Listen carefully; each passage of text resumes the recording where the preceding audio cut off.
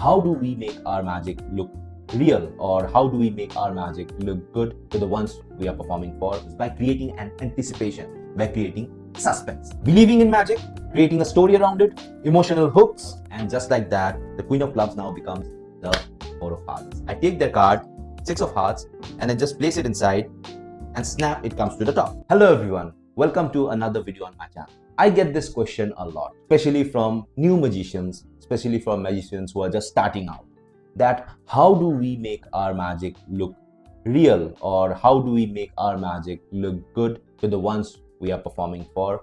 How do we get maximum reactions from the audience? So in this video, I'm going to talk about all these things, and I'm also going to give you some tips and pointers on how you can make magic look good to the ones you are performing for. All right, so let's start this video. I'm going to start off with a simple trick, okay, simple coin trick, and I'm going to perform two variations of that. By the end of this, let me know which one you like the most. All right, this is how it looks like. You take a coin, okay, so this is the first variation, okay, this is the first kind of presentation that I'm going to show you, and after that I'm going to show you another presentation. Okay, you take a coin, you take this, and it's gone, okay, and you produce it from somewhere. That was it. Now I'm going to perform the same thing in a different way. Okay, you take this coin, show them the coin, you take the coin, blow on it, and you just make it into a very small ball, just like that. Rub it, keep on rubbing it until it gets smaller and smaller and smaller, and just like that, just vanishes, and it's right under my elbow. Now tell me, which one looked good, the first one or the second one? I think almost all of you will say that the second one looked much better. But I did the same thing. The trick was the same. It was the French drop trick that I have taught in some of my previous videos. So it's the French drop. This is what it looks like. You take the coin and you blow on it and you vanish it. But the second performance looked much better because of the presentation, because of how I presented that to you. The act of making it into a small ball, the process of making the coin vanish slowly, and at the end, the revelation that the coin is gone from the hand and you produce it from somewhere else. The second one looked much better because of the presentation. So magic is not what you do, okay? It's not about the trick. It's about how you do it, how you show that magic to your audience. What does that mean? It means that when you believe in what you're doing, the audience will do that too. Now when I am taking, this is the trick, okay? You just drop the coin and you pretend you take the coin in this hand, okay? Now you know the trick. The audience doesn't know, okay? For them, the coin is still in this hand. Now you need to believe, in order to make this simple effect a good one, you need to believe that the coin is in this hand, not in this hand. You need to direct that entire attention over here. And you can do it only when you believe that the coin is right over here. Okay. Now, when I'm holding my hand like this, I'm still believing that the coin is over here. So at the end, for the audience, they still think the coin is over here. And you act and you believe that the coin is actually becoming smaller and smaller and smaller, and the coin slowly at the end vanishes. So the process of you vanishing the coin and you believing in that scenario where you are actually vanishing the coin from your hand is what makes it much more better, is what makes it much more believable. All right, so you need to believe that you are actually doing it. For example, when you are doing a card trick, the very famous plot of card trick known as the ambitious card trick, where you take the top card and you place it somewhere, trio space, place it somewhere in the middle, and each time the audience snaps, the card jumps straight to the top. Okay, so that's the ambitious card routine. And there are a lot of other things that you can do with this simple plot. Now, what if I show the audience that I take their card, Six of Hearts, and I just place it inside and snap, it comes to the top. Now, it does look good. It does look really good even for the audience. But if you add another layer to it, for example, if I take another card, for example, let's say this one, okay, Queen of Diamonds. I take this card, okay, and I ask them to lift up half of the pack. I place the card inside, ask them to push it inside slowly, just like that, and now give the entire thing in their hand. Now you ask them to believe their card is slowly, one card at a time, rising, rising, rising right to the top, and then a snap. And you ask them to lift the top card. You step back. You step back. They lift the top card and they look at it. And this presentation is much better than you just showing them the card, putting inside and snap, it comes to the top. You are adding a story to it. You're adding their involvement to it, where they themselves have to believe that their card is slowly rising to the top. So this is an entire premise that you're creating, a story. So the other thing, apart from believing that you are doing the magic, you should also create some kind of a story for them which they will remember when they go home. Now when they go home, when they tell someone that they saw a magic trick and they narrate the story to them, narrate the magic to them, so they do it in a form of a story. They will say that the magician took a playing card, I put it inside the pack, I lifted the pack, I put it inside, and I was holding the deck the entire time. And just in my hands, when I snapped my card slowly, one at a time. But that was just a story that you created. But in their minds, they create an entire different story. One at a time, the card slowly rose to the top. So creating a story around your effect is very, very important. For example, when I did the coin vanish, what I did was, I took the coin and I started squishing it into a very small ball, and I was saying it to them, okay? Squishing it into a very small ball till you couldn't even see it, and just like that, the coin vanished. So now that is a story as well. Now when they narrate this effect to their friends and families, they will say that I saw the coin becoming smaller and smaller and smaller in the performer's hands till the point it became as small as a speck of dust and it just vanished. Now see how strong that effect becomes in their minds. See, magic is perceived by everyone in a very different way. Now you as a performer, you see it just as a trick, okay? So that makes that trick a very weak one. But when you give them a story, a plot, okay, a suspense, it becomes something big to them. It becomes something miraculous to them. So that's the second point. First one was you believing in what you are doing. Second is creating a story, creating a plot for the audience to remember when they think back to what you did. Now, you also need to have the audience emotionally hooked to your performance. Now, how can you do that? You can do that by the same thing that we did previously, by having a story to it, okay? So having their involvement to it. For example, when you're reading minds, okay? When you're reading their thoughts, you ask them to think of something very memorable, something happy, something they can share with all of us, a happy moment, a happy memory, okay? So that is an emotion. Inside, when they are recalling their thoughts, they are becoming happy. So that's a very good moment for them. And when you reveal what they are thinking of, when you read their minds, that effect becomes 10 times, 20 times, 100 times stronger for them, for the person who's experiencing it, and also to the ones who's around them. So it becomes just not you think of a card or you think of something and I'll tell you. It becomes something they are emotionally attached to it. Now, this is one of the things that might happen when they are thinking of a happy memory. When you mention the happy memory, the people around them might think of a happy memory that they can relate.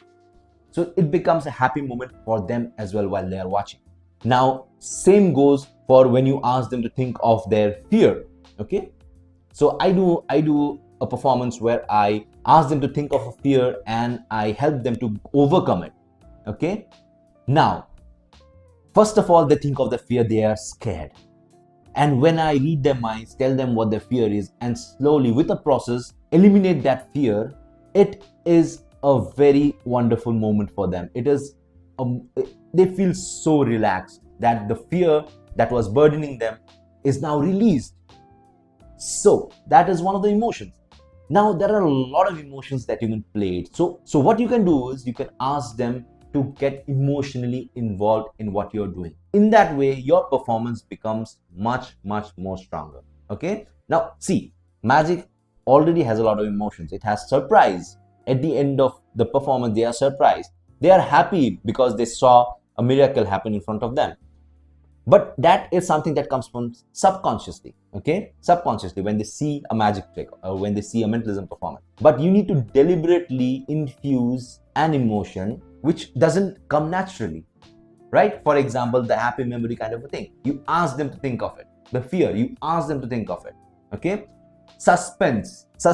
Now, for example, when you do the ambitious card trick, when you are taking the top card and you're asking them to lift up half the pack, you are placing the card inside, asking them to push it inside, giving it to their hands, and ask them to believe that their card is slowly, one at a time, rising to the top and snap. You pause, you look at them, you create a moment of suspense. Okay? Now they do not know what's about to happen. Subconsciously they do. Their card was supposed to go on top. You don't say anything. You look at them for some time. Then in their mind, they will think, what should I do? Should I see the top card? Did it happen? Did it not? A lot of questions in their mind. So that effect becomes much more stronger. And then you slowly say, turn over the top card. They slowly turn it over while the others are watching. And there you go. Their card jumps to the top. Now, when you ask me, how do we get maximum reactions? This is how you get maximum reactions, by creating an anticipation, by creating suspense. Okay, so what did we learn till now? Believe in what you're doing, create a story around your performance, get them emotionally hooked in your performance, and then create a moment of anticipation and suspense. Psychology plays an important part in your performance. The emotional hooks, it's a part of psychology. Okay, so they are psychologically convinced that you just amaze them, right? So they are psychologically convinced in your performance. They are emotionally hooked. Suspense, they are feeling an anticipation, right? And then you are breaking it just like that. So that they are psychologically impacted by that. It hits them just like that. Wow, what just happened?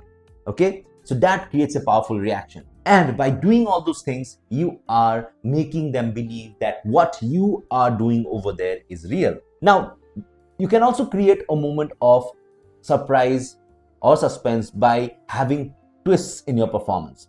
So, making them see what's happening and then creating another moment out of it. Same goes for the ambitious card routine. So I'm taking that example because that has got a lot of layers to it. And talking about layers, like I said, your performance, your magic should have a lot of layers. Just like the French drop. It's not just vanishing the coin and done. Not doing that. It's about creating an entire layer. Just like that, slowly vanishing, gone, and you're pulling it from somewhere else. So it's about creating layers in the performance as well. For example, there is a phase in the ambitious card routine where you take their card, show it to them, ask them to sign it, and you push it inside. Okay? Now you ask them to push the card inside just like that. Okay? And you put it inside the pack.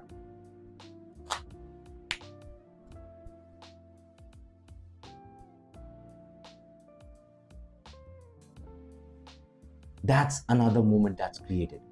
Okay? A twist to the performance. Now you have been doing this, the card jumps to the top, the card jumps to the top, and it's the same effect all over again. But now you need to have a break in it. Okay? then you do this, where they push in the card and you snap, the card doesn't come to the top, but instead it jumps to your mouth. So having a twist in your performance also helps you a lot to make your performance a lot stronger. So just like in my one of my previous videos where I did the coin through the table, where the audience was expecting the coin to vanish, but instead the glass passed right through the table. And immediately after that, the coin also passed through the table. So having layers and then putting a twist at the end. Okay, so that also makes your trick a lot stronger. So there is a term called Zeigarnik Effect. Okay, so Zeigarnik Effect, what that means is having an open-ended end. Okay, making the audience be in a loop. Okay, so this is what I mean. I already demonstrated it to you, but I'm going to do it one more time, where you take the top card, okay, you ask them to put it in the center and you give it to them and you snap and you don't say anything. You just take a step back and look at them. So now they are at the loop. What should I do? What just happened? You do not say anything. You just look at them. Now their suspense is building up. They are in a kind of a loop to turn over the card or wait for something. So that also is a very strong thing to do. Okay, it has a stronger effect. You do not say anything at this moment. If the situation permits, you can just walk out from the venue. Okay, while the camera is running, of course, because the camera will catch their reactions. You just don't say anything. You just leave. And when you leave, they have no other option other than turning the top card. When they turn the top card, this is what they see. How strong is that? So that's the Zeigarnik Effect, where you put them in a loop, where you do not end the performance, you just randomly close it, just for them to analyze it, for them to get their own conclusions. Okay, another thing that you can do is misdirection. Okay, misdirection plays a very important role in your performance, be it magic, be it mentalism or anything. I do not like to call it misdirection. I like to call it redirection, where you direct your audience's attention to somewhere else. And this also becomes much stronger when you focus on the very first point, that when you believe in what you are doing. Same example, coin vanish, you take the coin and you hold it like this, you vanish it. Now look at the hand and eye coordination. Okay, now this is what it looks like. You take the coin and you look over here. You do not look over here. You do not. No, you do not. Because this is what will ruin your effect. In essence, what you're doing is you're misdirecting your audience. You're redirecting your audience's attention from here to here. And this will happen only when you believe that you took the coin. Okay. So one more time. You take the coin. You believe that the coin is over here. And you redirect the audience's gaze to this hand, so that this hand can just go down. Okay, it goes by the side, natural. This hand, for the audience, this hand doesn't have the coin. So when you're believing this hand doesn't have the coin, it just goes down and you vanish it. Now you take the Queen of Clubs and you put it on top and you ask them to think of their playing card that was the Queen of Clubs, and just like that, the Queen of Clubs now becomes the Four of Hearts. Misdirection or redirection plays a very important role in your performance, because there are moments where you have to have their attention towards something else, towards another moment where the other hand is busy doing some sneaky stuff. So for that, you have to direct their attention to a different place, and you can do it through your eyes, through your hands, through your eye and hand coordination. And all this boils down to one thing, that is practice. You have to practice directing your attention from here to there. For example, if I take this coin over here and I put it in this hand and watch, very slowly, it just vanishes.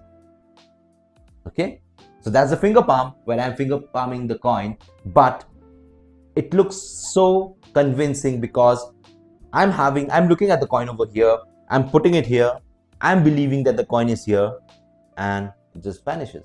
There's one more way to do it, where you take the coin, this coin, and you just throw it over here.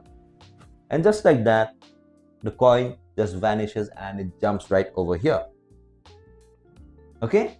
So the eye and the hand coordination, where you're misdirecting your audience's gaze, their attention from this hand to this hand, from this hand to this hand, from here to here, from here to here. Okay? Wherever you are looking, they are looking. From here to here, from here to here, and just like that. Now, for example, I take this coin over here, I just throw it in this hand and just watch. Just a snap, and just like that, the coin vanishes and it jumps right over here. You weren't looking over here because I was looking at this hand and acting as if I'm vanishing it. But the coin was there the entire time. Okay? So, believing in magic, creating a story around it, emotional hooks, your presentation, expectation of the audience, and surprising at the end, giving a twist to your performance, leaving an open loop for them to interpret, than misdirection. Okay?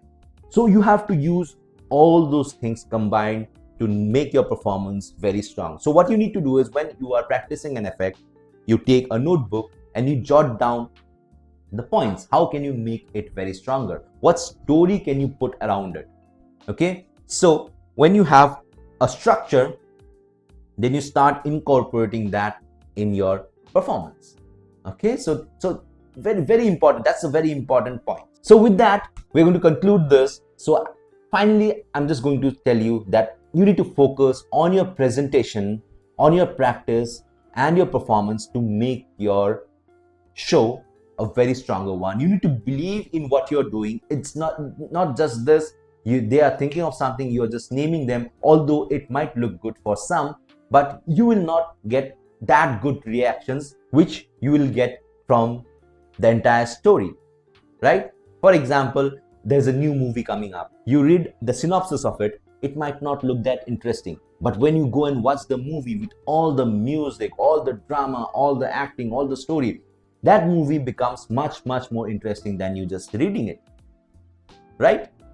Exactly similar to that, even in your performance, when you are doing a plain performance, it is impossible. Magic is impossible. Magic looks impossible, but you should not just rely on that. You have to have your presentation very, very strong in order to have the maximum reaction, to make your audience think that what you're doing is real.